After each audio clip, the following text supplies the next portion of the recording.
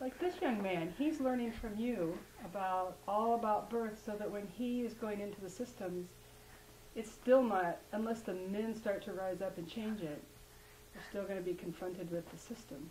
And men need to change the system before they go in there. And they can change it for, they can change it for their future generations. The men who can change it now are changing it for Caleb's generation. Mm-hmm.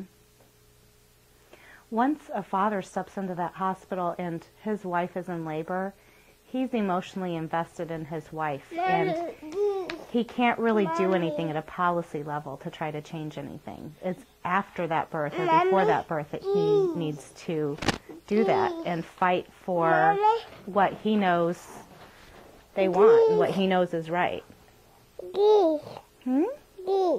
Teeth? Okay, go brush your teeth.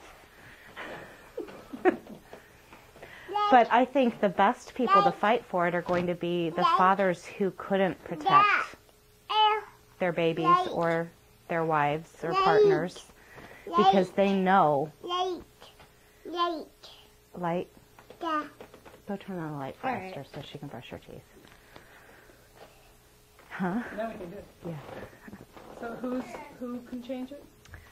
The fathers who have been at the hospital with their wives or their partners and been pushed down or not felt that they could speak up and advocate for their babies and their partners. After that's happened, then those are the people who should feel the most impassioned to go in there and make a change for future babies they have, for future mothers and fathers and babies.